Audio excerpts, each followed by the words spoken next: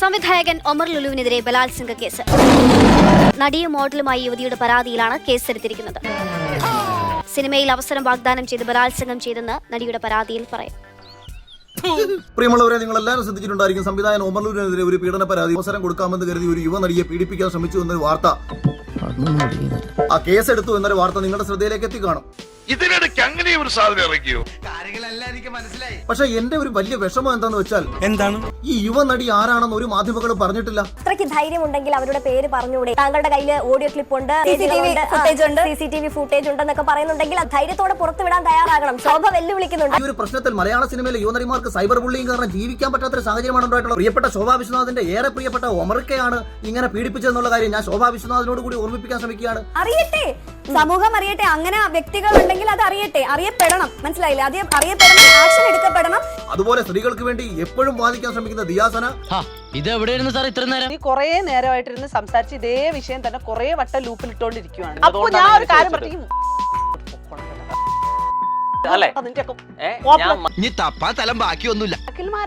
അഖിൽമാരാറിന്റെ തോന്നിവാസം ചെയ്യുമ്പോ ഏതോ രണ്ടാൾക്കാരെയൊക്കെ പറയുന്നുണ്ടായിരുന്നല്ലോ. ഒരു പ്രൂഫ് ഉൾപ്പെടുത്തി കാണിച്ചിരുന്നെങ്കിൽ അതൊക്കെ അസിസ്റ്റന്റ് ഡയറക്ടറായിട്ട് വർക്ക് ചെയ്ത ഒരാളാണ് നമ്മുടെ ദിയാസന. ദിയാസനയോട് ശോഭാ വിശ്വനാഥിനോട് എന്റെ പേഴ്സണൽ റിക്വസ്റ്റ് ആണ്, കേരളത്തിൽ കിടക്കുന്ന എല്ലാ പെൺകുട്ടികളെയും നിങ്ങൾ രക്ഷിക്കാൻ ശ്രമിച്ച സ്ഥിതിക്ക് മലയാള സിനിമയിലെ ഏത് യുവനടിയെയാണ് ഒമർ ലുലു പീഡിപ്പിച്ചതെന്ന് പറയാൻ ഈ വാർത്താ മാധ്യമങ്ങളോട് പറയണം. അല്ലെങ്കിൽ വാർത്താ മാധ്യമങ്ങൾ കാണിച്ചേക്കുന്ന ഏറ്റവും വലിയ തെമ്മാടിത്തരം കാരണം ഒരു യുവനടിമാർക്കും ജീവിക്കാൻ പറ്റുന്നേ. താങ്കളുടെ കയ്യില് ഓഡിയോ ക്ലിപ്പ് ഉണ്ട്, CCTV ഫുട്ടേജ് ഉണ്ട്. എല്ലാ യുവനടിമാരോടും പോയി എല്ലാരും ചോദിക്കുക, ഒമർക്ക പീഡിപ്പിച്ച നിങ്ങളെയാണോ? നിന്നെ സിനിമയിലേക്ക് എടുക്കാൻ വേണ്ടിയിട്ടാണോ ഒമർക്ക നിന്നെയാണോ കൊണ്ടുപോയത്? ഈ അനാവശ്യമായിട്ടുള്ള വിവാദങ്ങൾ അവസാനിപ്പിക്കുക, അല്ലെങ്കിൽ പക്ക ക്ലാരിറ്റിയിൽ നമ്മൾ കൊടുക്കുക. അത് ഇന്ന ആളുകൾക്ക് ഇന്ന പ്രശ്നം ഉണ്ടായിട്ടുണ്ട്, ഇവരൊക്കെയാണ് ഇതിന്റെ പുറകിലെന്ന് പറയാം.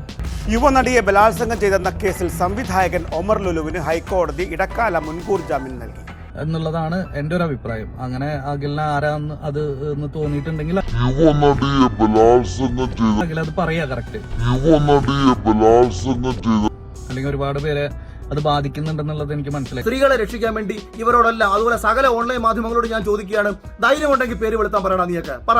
താങ്കളുടെ കയ്യില് ഓഡിയോ ക്ലിപ്പ് ഉണ്ട്, CCTV ഫുട്ടേജ് ഉണ്ട്.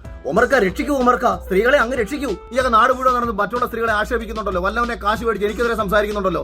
പറയാമെങ്കിൽ പറ. നിന്റെയൊക്കെ ശബ്ദം പൊങ്ങിയാൽ രോമത്തിന് കൊള്ളുകയല്ലേ?